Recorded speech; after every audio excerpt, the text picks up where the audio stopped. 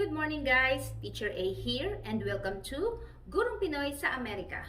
So for today, ang pag-aaralan natin ay addition and subtraction of fractions. So kung mapapansin nyo, dalawang operations agad ang i-discuss natin kasi yung rules sa pag-add ng fraction ay halos pareho ng rules sa pag-subtract ng fractions. So simulan na natin. So sa pag-add and pag-subtract ng fractions, merong dalawang klase. So yung una, yung adding or subtracting ng like fractions. Kapag sinabing like fractions, pareho sila ng denominator or yung numbers sa ilalim. So paano ina-add or sinusubtract yung like fractions?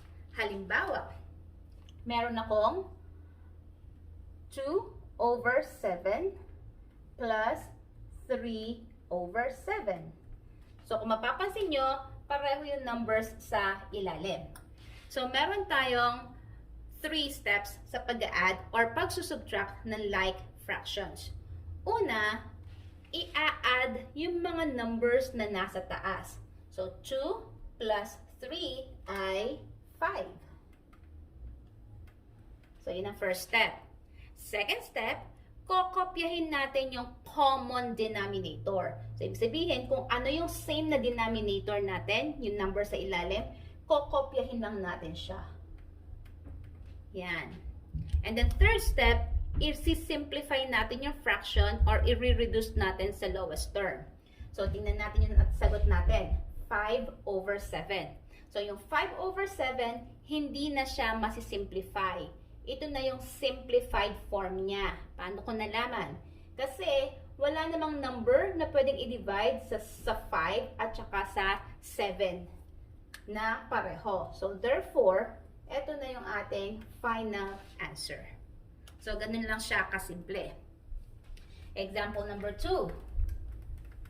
Paano naman kung meron akong, let's say, 10/13 minus 4/13. So, ulitin natin. Tatlong steps.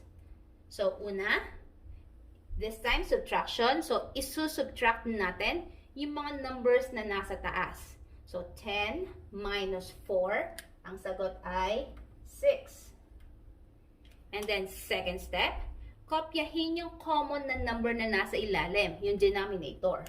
So, ang denominator natin ay 13. Kopyahin natin. And then, third step, i-reduce sa lowest term. So, tingnan natin yung 6 tsaka 13. Wala namang ulit number na pwedeng i-divide both sa 6 at saka sa 13. Therefore, ito na ang ating final answer. Okay? Next. Last example. What if meron naman tayong, let's say, 3/8 plus 1/8.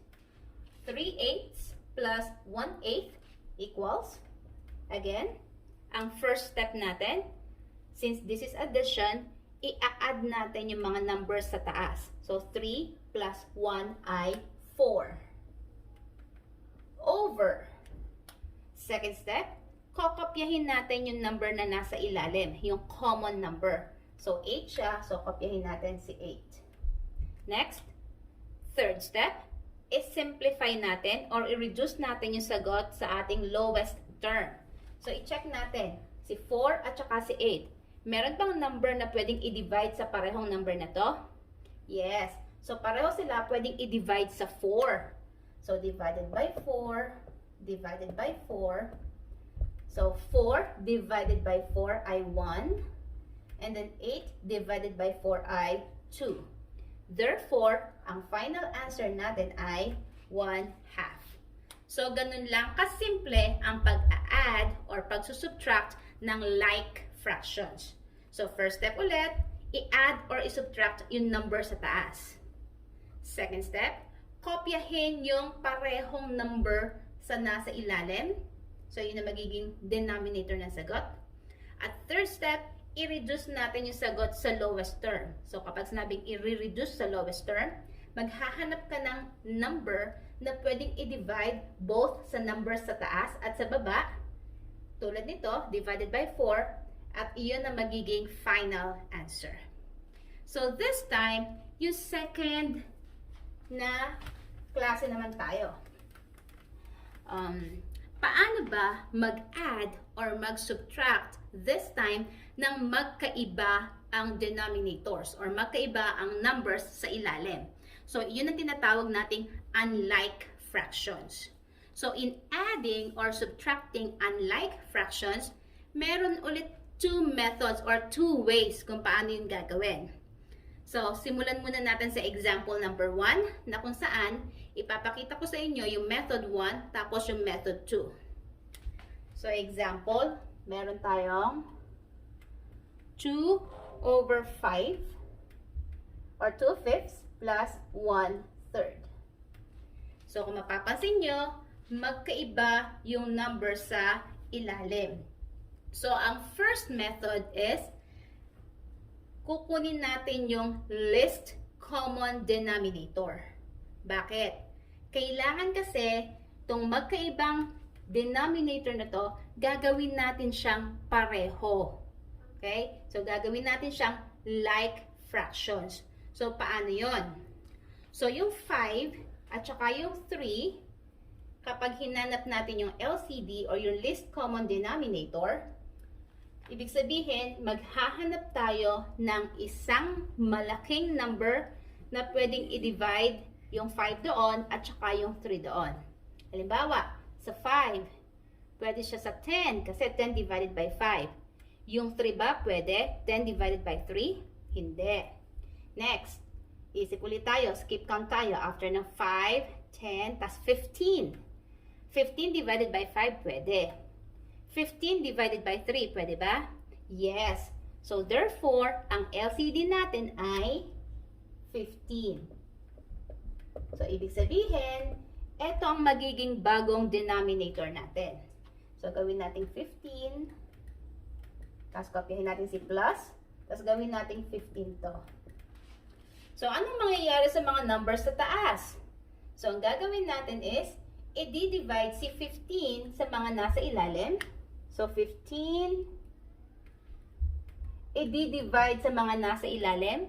Kung ano magiging sagot, i-multiply naman sa nasa taas. So, paano yon?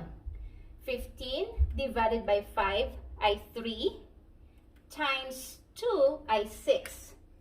So, ito ay 6. Ganun din ang gagawin natin sa pangalawang fraction. So, 15 divided by 3 ay 5 times 1 ay 5. So, this time, mapapansin nyo, yung fractions natin ay pareho na ng ilalim. Which means, pwede na natin i-apply yung inaral natin kanina. Kung paano mag-add or mag-subtract ng like fractions. Again, first step, i-add or isusubtract yung nasa ilalim.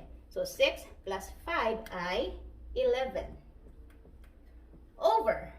Second step, kopyahin yung nasa ilalim. So, 15, 15. So, kopyahin natin si 15. Next, third step is simplify.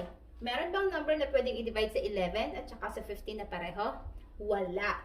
So, therefore, 11 over 15 na ang ating final answer. Okay? Now, ito yung first method. Ituturo ko naman yung second method. I-check natin kung 11 over 15 pa din yung makukuha nating sagot. So, yung second method, yun yung tinatawag na butterfly method. So, paano yung butterfly method? So, ang given ulit natin ay 2 over 5 plus 1/3. So, erase ko na nasa ilalim.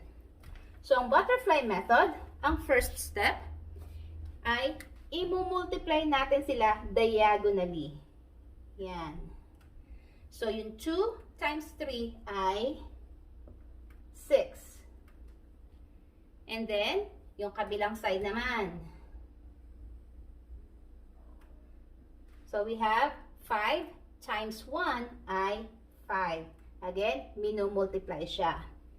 And then, pagkatapos i-multiply diagonally yung mga numbers, yung taas at baba, Ito namang nasa ilalim ang imumultiply natin. 5 times 3 ay 15.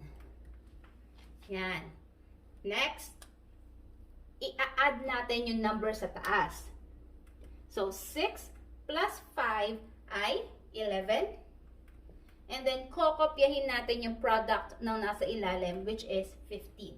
So, therefore, same answer, 11 over 15 ang sagot sa 2/5 plus 1/3. Okay?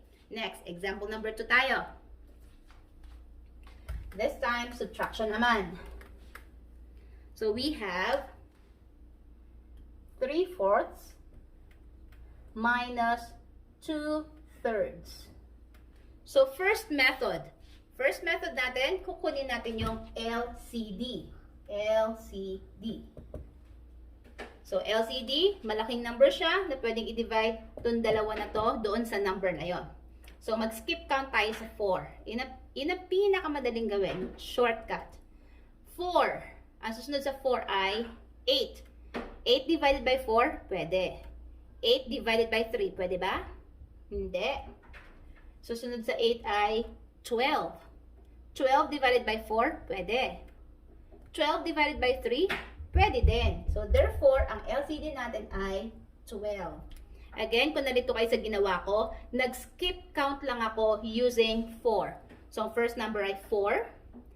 Tapos, mag-add uli ako ng 4, magiging 8. Kaya tinry ko siya sa 8. Hindi pumwede. Sumunod, plus 4 ulit ay 12. Tinry ko yung 12 sa dalawa. Pwede. So, therefore, ang LCD ay 12. So, since ang LCD ay 12, therefore, ang magiging bagong denominators natin ay 12. So, anong gagawin naman natin sa mga taas? Again, i-divide 12 sa kanila. Tapos, kung anong sagot, i-multiply sa nasa taas. So, 12 divided by 4 ay 3 times 3 ay 9. So, 9. And then, kopyahin si minus. Next, 12 divided by 3 ay 4 times 2 ay 8. Yan. Now, meron na tayong like fractions or fractions na pareho ang ilalim. So, applying yung naral natin kanina, first step, isubtract yung mga numbers na nasa taas. 9 minus 8 ay 1. Then, over, kopyahin natin yung same na denominator. That's our second step. 12. Third step is simplify. Kasi simplify pa ba to? Hindi na. Kasi 1 na nga yun nasa taas. Yun ay pinakamaliit na number. So, therefore, ang sagot natin ay 1 over 12 or 1/12. Now, paano naman yung second method, your butterfly method? So, same given. I-check natin kung ang lalabas na sagot ay 1 over 12 din. So, ang given natin ay 3/4 minus 2/3. So, using yung butterfly method, i-multiply ulit natin yung mga numbers diagonally, which means si 4 at saka si 2, multiply natin. 4 times 2 ay 8.